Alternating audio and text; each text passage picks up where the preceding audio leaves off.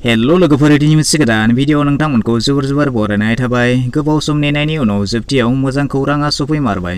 बिदिब्ला जुदि नोंथांमोना स्वयं आसनिनि थाखाय एप्लाइ खालामदोंमोनब्ला बिदिब्ला बे भिडिअनि गेजेरजों लानानै फैनाय जादों जोबोर मोजां रादाब।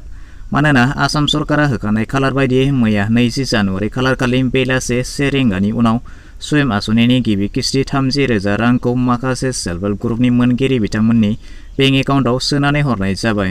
बिदिब्ला नोंथाङाबो जुदि स्वयं आसनिखौ एप्लाइ खालामदोंमोनब्ला, गासै डकुमेन्ट्स आपडेट खालामदोंमोनब्ला आरो फेस टु फेस इन्टारभिउ बायदिफोरखौ गासैखौबो मोजाङै मोजां होदोंब्ला बे रांखौ मोननो हागोन। बिदिब्ला बबे जिल्लायाव रां होनाय जाखो, बबे जिल्लाखौ माब्ला होनाय जागोन, बेफोर गासैखौबो बे भिडिअनि गेजेरजों नोंथांमोननो आबुङै फोरमायनानै होनाय जागोन।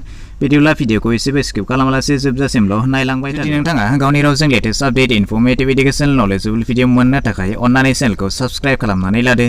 भिडिअखौ नायनानै मोजां मोनोब्ला मोनसे लाइक खालामनानै होदो आरो जेसेबां हायो भिडिअखौ नोंथांनि लोगो लेवा बन्धु बागिफोरनो हाजासे शेयार खालामनानै हरदो, जाहाथे बयबो बेफोरबायदि फायदाखौ गोरलैनो लानो हायो। 20 जानुवारि 2021 खालाराव गुवाहाटी आमिनगावआव थानाय कुमार भास्कर बर्मन फोथाराव खुंजानाय मोनसे मेलनि गेजेरजों कामरुप आरो कामरुप मेट्र' जिल्ला मोननैनि जायफोर बिथांमोना रिस्विम आसनिनि थाखाय गनायथि जानाय बिथांमोननो बे मेलनि गेजेरजों गनायथि बिलाइ होनाय जायो।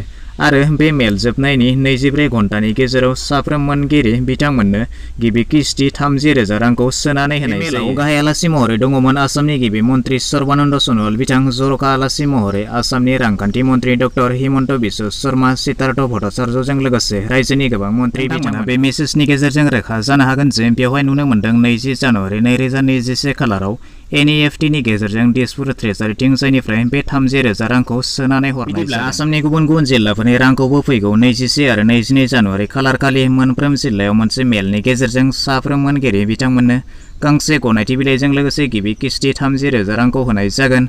बिदिब्ला बबे जिल्लायाव माब्ला रां होनाय जागोन आरो बबे मेलाव सोर आलासि महरै थागोन, फै बिदिब्ला दान्दिसे नायनानै। नम्बराव दङ माजुलिनि थाखाय बेवहाय खालार मख'नाय गैया, नाथाय गिबि मन्त्रि बिथाङा जेब्ला माजुलि बेरायहैगोन अब्लानो बेनि रांखौ मोननो हागोन होननानै बेवहाय रोखा फोरमायनाय दङ। बिनिफ्राय नैथियाव दङ गलाघाटआव बेवहाय रांखौ होनाय जागोन 22 जानुवारि खालारखालि आरो बेवहाय बे मेलनि गाहाय आलासि महरै थागोन डक्टर हिमन्त बिश्व शर्मा बिथाङा।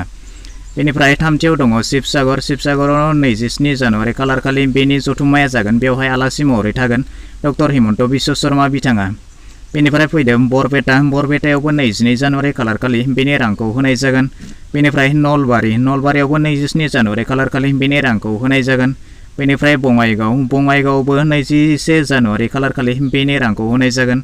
बेनिफ्राय दक्षिण सालमारायाव 22 जानुवारि खालारखालि बे मेलनि गेजेरजों बेनि रांखौ होनाय जागोन। बेबायदिनो काछार 21 जानुवारि, करिमगन्ज 22 जानुवारि, हाइलाकान्दि 23 जानुवारि, चराइदेव 21 जानुवारि, डिब्रुगड़ 22 जानुवारि, तिनिसुकिया 22 जानुवारि, बेनिफ्राय दरं 22 जानुवारि, धेमाजि 22 जानुवारि, धुबुरी 22 जानुवारि, गवालपारा 22 जानुवारि, डिमा हासाव 22 जानुवारि, हजाइ 21 जानुवारि, पश्चिम कार्बि आंलं 22 जानुवारि, धुबुरी 22 जानुवारि, गवालपारा 22 जानुवारि, डिमा हासाव 22 जानुवारि, हजाइ 21 जानुवारि, पश्चिम कार्बि आंलं 22 जानुवारि, जरहाट 22 जानुवारि, नगाव 22 जानुवारि, कार्बि आंलं 22 जानुवारि, लखिमपुर 22 जानुवारि, मरिगाव 22 जानुवारि, सनितपुर 22 जानुवारि, बिश्वनाथ 22 जानुवारि। नाथाय दासिम बिटिआरनि जिथु मोनब्रै जिल्ला, बे मोनब्रै जिल्लानि खालारखौ दासिम बेवहाय मोननाय जाथ'वाखै। उननि समफोराव जुदि मोनोब्ला